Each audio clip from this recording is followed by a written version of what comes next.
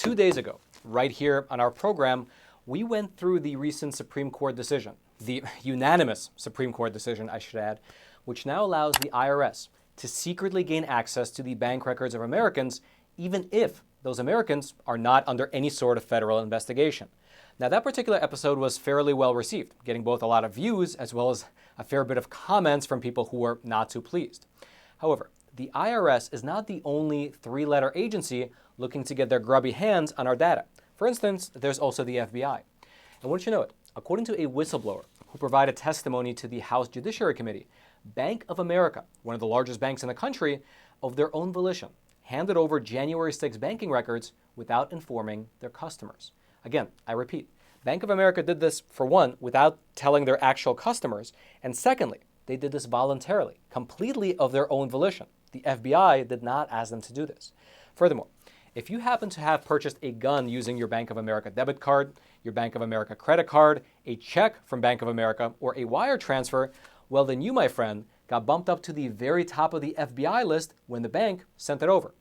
And if this all sounds too Orwellian to be true, well, let's go through the details together. And as always, I hope that if you appreciate content like this, you do take a super quick moment to smash those like and subscribe buttons, and perhaps leave a little comment below the video as well in order to tickle the YouTube algorithm so that this video, as well as this critical information, can reach ever more people. Now, the whistleblower in question, the one that blew the lid on this whole Bank of America story, was a supervisory intelligence analyst over at the FBI named Mr. George Hill. And according to Mr. Hill, here's what exactly took place over at Bank of America. Quote, "The Bank of America, with no directive from the FBI, data mined its customer base. This data mining comprised transactions made between January 5th of 2021 and January 7th of 2021. Specifically, they targeted transactions made in Washington or nearby counties in Maryland and Virginia." Meaning that without anyone asking them to, Bank of America data mined their customer base who happened to be in the Washington, D.C. area on or around January 6th of 2021. Now, there was an exchange between Mr. Hill, the whistleblower, and an investigator with the House Judiciary Committee, which shed light on who exactly was being targeted. Here is the exchange for your reference. Quote, the investigator asks, "It's anyone who used a Bank of America either debit or credit card to conduct a transaction?" Mr. Hill said, "Right, any transaction. To buy a hot dog doesn't matter." Then, subsequently, in the interaction, Mr. Hill shed some light on which people were being flagged as being the, you can say, highest priority targets. Here's how the exchange went. Quote, Mr. Hill, quote, "Those who had purchased a gun at some point in time, any time, were bumped to the top of the list given to the FBI. The flag for firearm purchases wasn't limited to purchases made in Washington and the surrounding area, but applied to any firearm purchased anywhere at any point in time using a Bank of America account." Meaning that if you purchased a firearm at any point in time, anywhere in the country, using your Bank of America credit card or debit card, your name would have made it to the very, very, very top of the FBI list. And by the way, Mr. Hill mentioned that this was not even something that the FBI requested, but rather, Bank of America just gave them this data of their own volition. Here's the exchange and relevant part. Quote, investigator, quote, "This list was provided without any legal process to the FBI?" Mr. Hill responds, "Correct. So my understanding of the FBI Domestic Investigations and Operations Guide and amateur assessment based on law is that, if a citizen sees a crime in commission, there's nothing wrong with injecting that and opening up a case. But to my knowledge, using a debit card in the District of Columbia does not provide adequate predication for the investigation of a crime. There was no legal process asking for information. Bank of America had acted entirely on its own accord." Now, at this point, you might be saying, "Hey, Roman, this sounds pretty bad, but this is just the word of one whistleblower. Is he actually telling the truth?" Well, this whistleblower's testimony was actually corroborated by Mr. Joseph Benevolente, who is currently the special agent in charge of the FBI's Boston office. And he not only corroborated the fact that the office did in fact receive this information from Bank of America, but he even elaborated a bit further on what this Bank of America information actually contained. Here was his testimony. Quote, "In the body of the lead, there was information that was provided by Bank of America following a certain number of criteria that, in essence, aggregated a list of individuals that were supposedly living in the New England area who either had potentially made certain credit card purchases for hotel reservations or plane tickets, or potential purchases at gun stores in and around January 6th. Furthermore, in addition to this January 6th data, the bank also sent the FBI info on travel and lodging fees planned for the inauguration date, January 20th, in that time frame. Meaning that Bank of America was sending the Boston office the list of their customers in the New England area who happened to have purchased tickets or lodging going to Washington, D.C. And you can imagine that they were sending the exact same thing to the different field offices for the FBI across the whole country. The Boston office got the people in New England, and I'm sure the other offices got their local areas as well. Basically, if you had a Bank of America account, you should assume that your data was sent to the local FBI office. Now, there are two interesting points to mention here. The first is that the special agent in charge of the FBI Boston office, he said that the data they received from the Bank of America was pretty much useless to them. They did not request it, and they could do pretty much nothing with the material. It was inactionable. The second interesting point is that shortly after he gave his testimony, well, interestingly enough, Mr. Bonavolanta, this agent in charge of the FBI office, he suddenly announced his retirement. It could just be a coincidence, but it just so happens that after 27 years, he suddenly put out an official statement saying that he decided to retire. You can decide for yourself what you believe was happening behind the scenes over at the FBI. Regardless, shortly after this testimony from these two FBI insiders, well, the House Republicans within the Judiciary Committee, they put out a report writing this as their concluding commentary. Quote, "The FBI seemingly worked with a major financial institution to receive, without legal process, financial records about Americans. This invasion of the privacy of American citizens is highly concerning."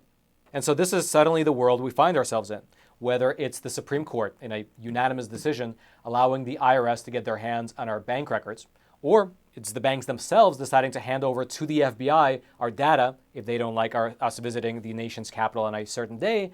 Well, the reality is that very likely someone over at the federal government has the authority to get their hands on your bank records, whether you like it or not.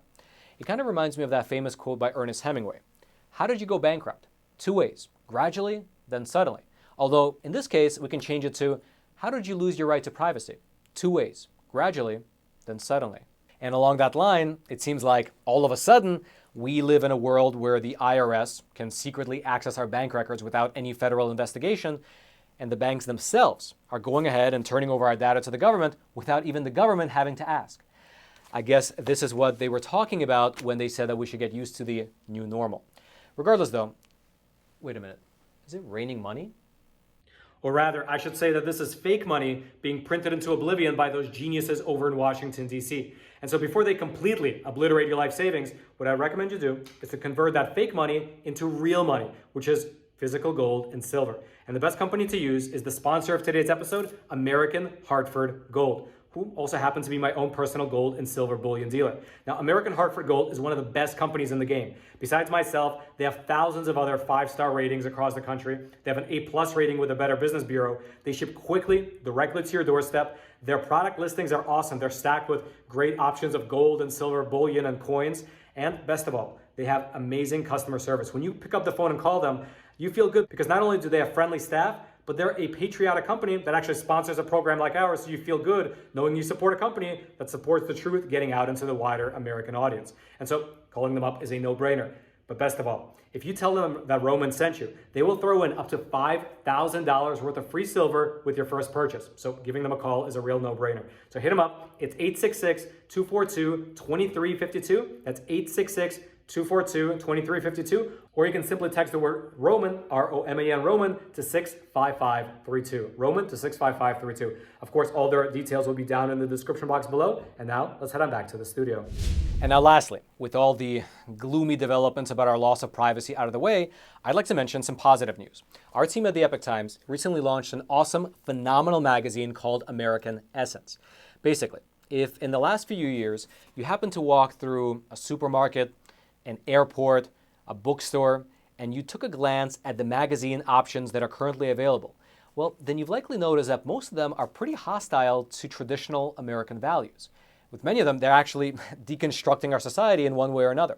But American Essence, it's, you can say, a different type of magazine.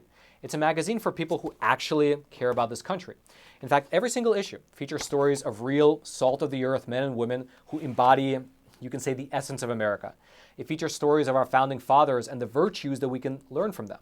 It features stories of American self-reliance, of people living out traditional values in the real modern world. It features stories of families and the wisdom that's being passed on from one generation to the next. The stories of American inventors, both from the past and from the present, whose ideas have allowed this country to become the beacon of innovation throughout the whole world. And It also features things like traditional gardening tips, recipes, traditional art, history, fables for children, and a ton of other topics. But the best thing is that each separate issue, gives you a real sense of hope for the future. Ironically, by looking into the past and by profiling the people who are living out traditional values from the past in the modern day. Now, that's all to say it's an amazing magazine. It feels like a modern version of something that would come out of the 1950s. And if you'd like to check it out, well, I'll throw the link. It'll be down in the description box below. If you're interested, you can sign up and get it delivered directly to your home. And then, until next time, I'm your host, Roman from the Epoch Times. Stay informed, and most importantly, stay free.